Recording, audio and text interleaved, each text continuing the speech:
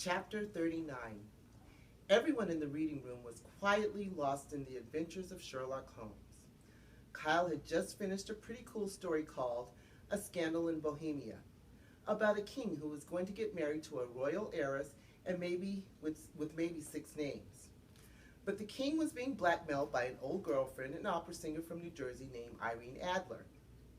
Something Sherlock Holmes said to Dr. Watson early in the story really stuck with Kyle. You see, but you do not observe. Kyle figured that was why Mr. Lemoncello wanted them all to take a break from chasing clues and read these classic mysteries. Not to find a new clue, but to become better puzzle solvers. Had they been seeing things without really observing them? Probably. Reading the story was also kind of fun.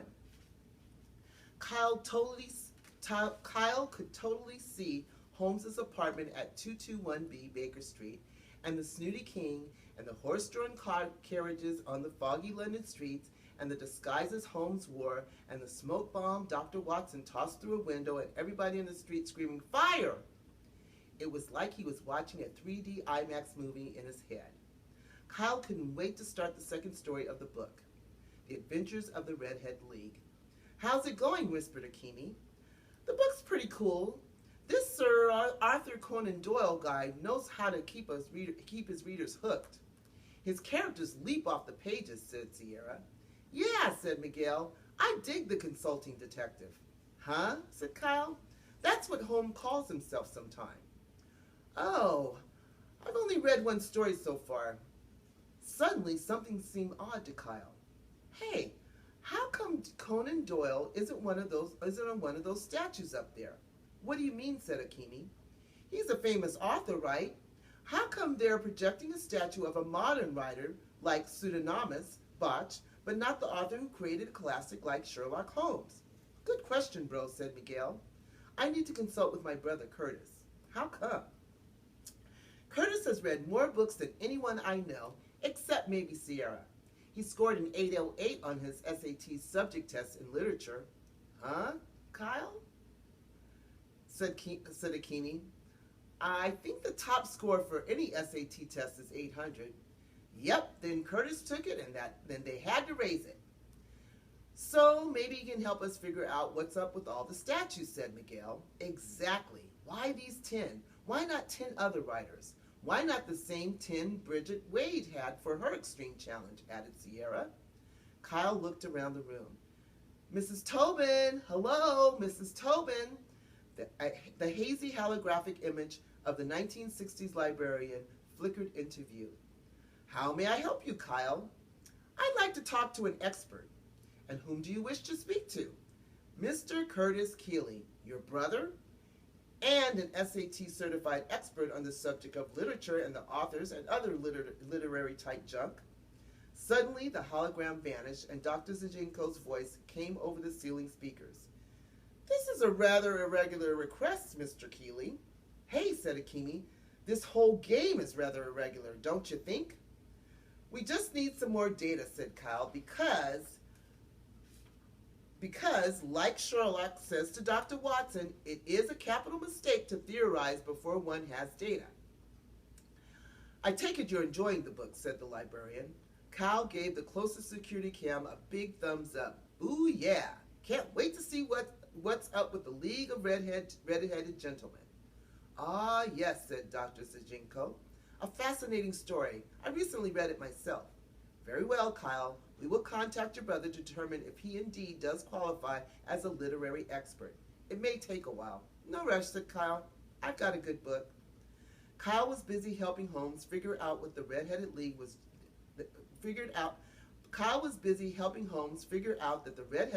just a clever ploy pulled by some robbers to get a redhead pawnbroker to leave his shop long enough for him to dig a tunnel from his basement to the bank next door when the librarian's voice jolted him out of London and brought him home to Ohio.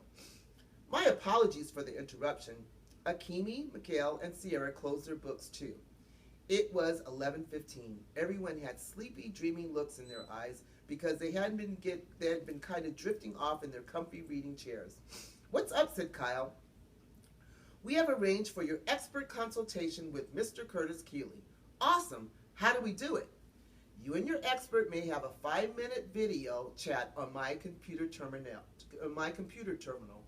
which is located behind the main desk. Kyle hurried over to the round desk in the center of the room.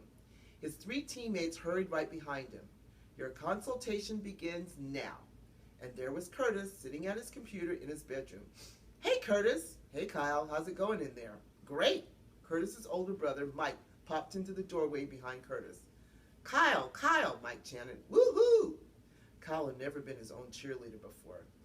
We need you to give us 110% in there, little brother. Mike squinted at the screen over Curtis's shoulder.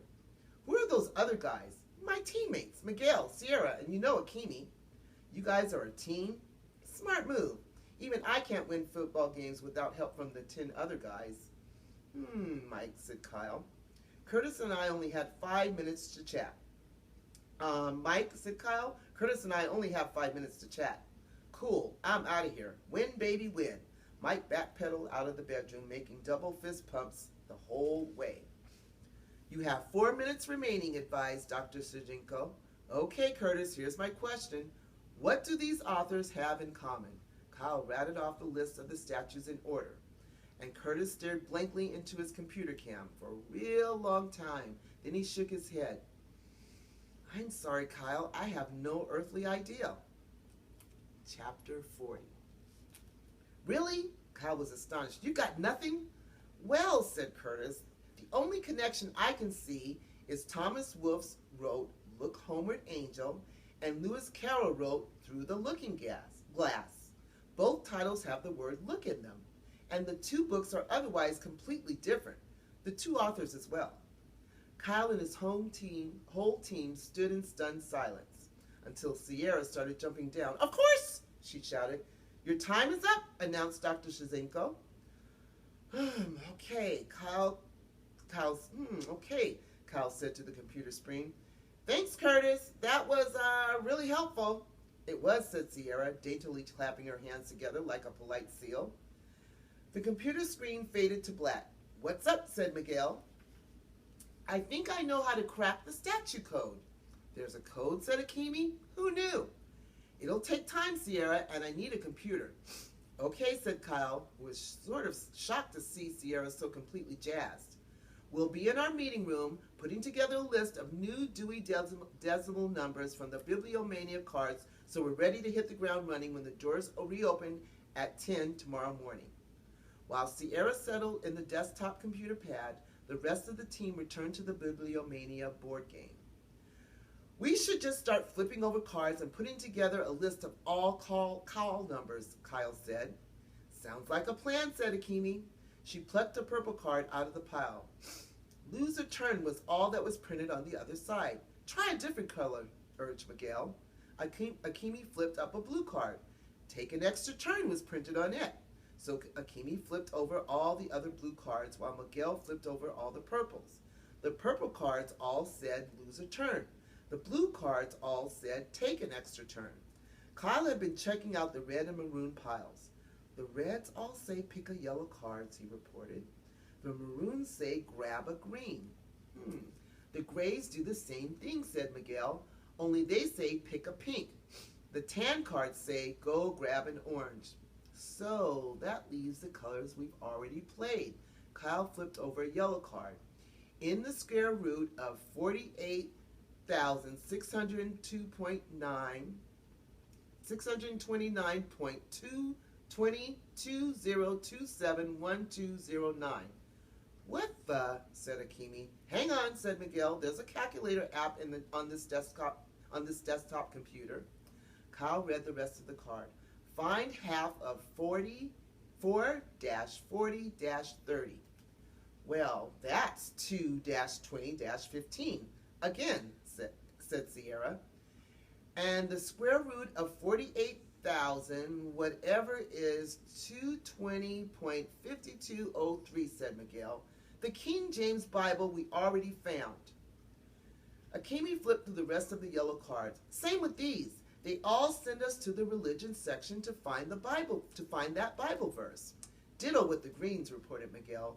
all clues leading to bird songs, warbles, and whistles. All the pinks all lead back to 027.4, said Kyle.